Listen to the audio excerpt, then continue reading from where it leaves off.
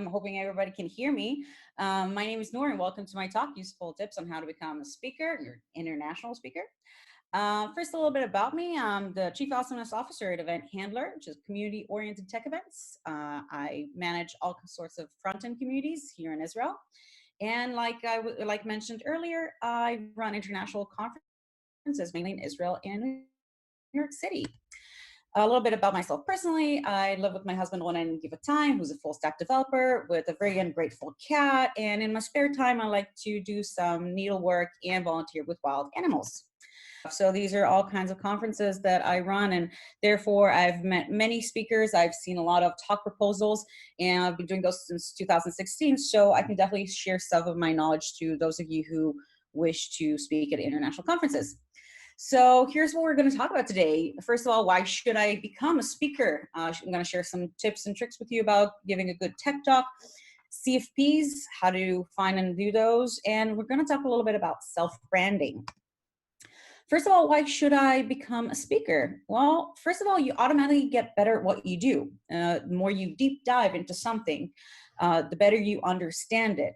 So if you have to bring yourself to a level where you master the material enough to explain to other people, it would automatically make you better at what you do. It will make you a better coder. On the way, you're going to develop you're going to develop a lot of soft skills, from speaking in front of an audience to verbalizing your intentions, build self-confidence, which are really good perks when you transform into a public speaker. Also, it's really good for your professional networking. You get to meet a lot of interesting peers and people who are very like-minded, and perhaps create special project like open source project or something with people you met at some conference who were also a speaker like you.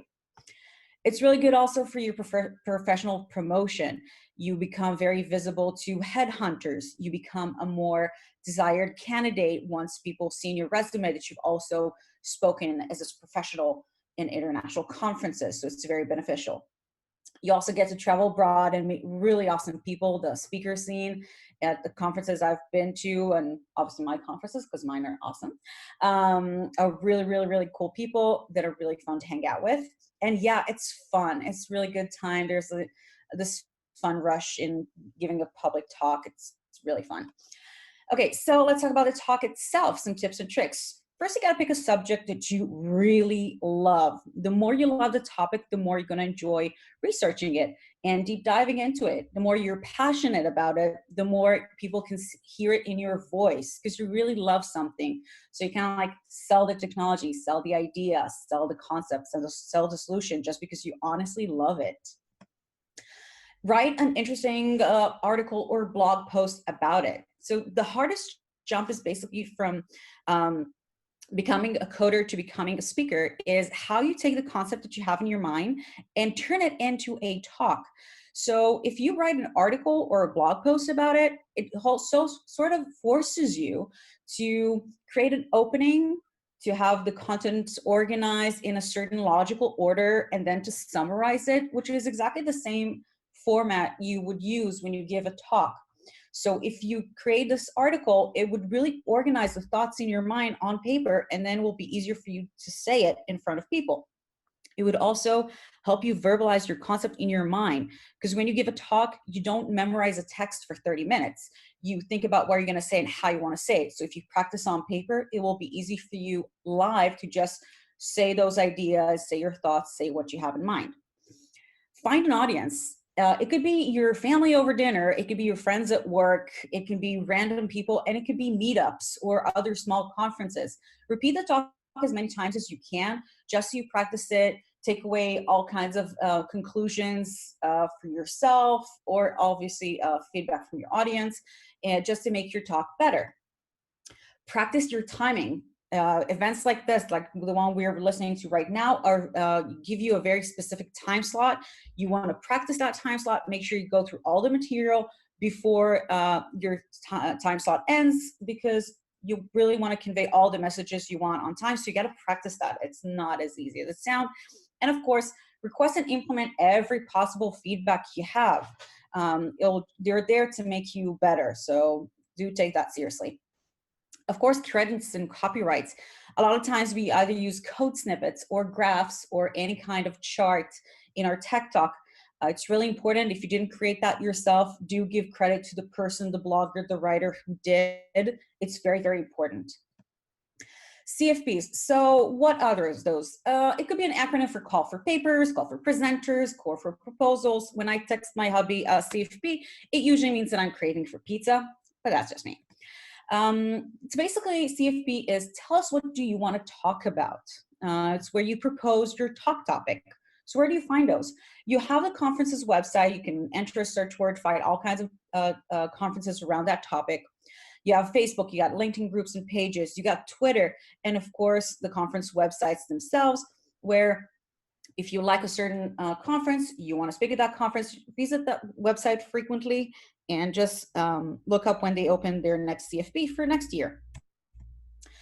So those CFPs usually look the same. It's either a Google form or some kind of an embedded form on the website, and they all, besides little tweaks, ask for the same thing, which is basically information about the talk and about you. So the title, keep it short and sweet. Most people don't read the entire agenda or the abstract, so it's really important that your title will be very accurate on what you're going to talk about and not just something very, very abstract, because you do want people to come to your track and not the parallel one. Informative description, you got to sell this talk in your abstract. Like, be very precise on talk is going to be about this. You're going to learn how to do that. And from this talk, you're going to take away A, B, and C. Bio, don't be shy. Share the stuff you did, the experience you have, how many years you've been doing it, things you're passionate about. It's also really important to sell yourself. Proofreading, especially if English is not your first language, English is not mine, and I'm sure that I got some nice rejection emails from conferences because I was, too lazy to proofread, learned. And very importantly, social assets, which brings us to the last topic, which is self-branding. You got to sell yourself. For me as a conference organizer, when I get a talk proposal from someone who I don't know, I've never heard of, I'm going to start looking up this person. So it's really important to show that you are an expert in your field by having that kind of social media exposure.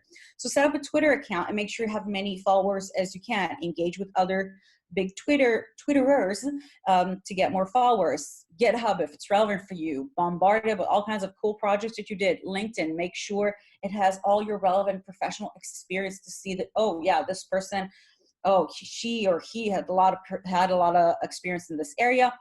Technical blog is really, really important because it really shows that you know how to convey messages, convey technical messages. People usually take away from technical blogs that this person is someone who's really good at explaining things. So that's the kind of person you want to see on stage. YouTube channel, even if you don't have your own YouTubes that you created, like podcasts or something, but you have spoken at meetups or other conferences, curate all that into a playlist, because especially if you didn't give that talk specifically somewhere, people will want to see how you speak, how you sound, what's your flow. So if you can create something like that, you can even record yourself at a meetup or in your living room doing any kind of a technical talk. It would really help organizers like myself to make a decision and take you on our speaker lineup. That's about it. That's all I have to say. I really wish all of you good luck on your journey to become an international tech speaker. Do feel free to reach out and talk to me if you have any questions, advices, want me to feedback your CFP or whatever. Thank you very much, Nomad PHP, for having me.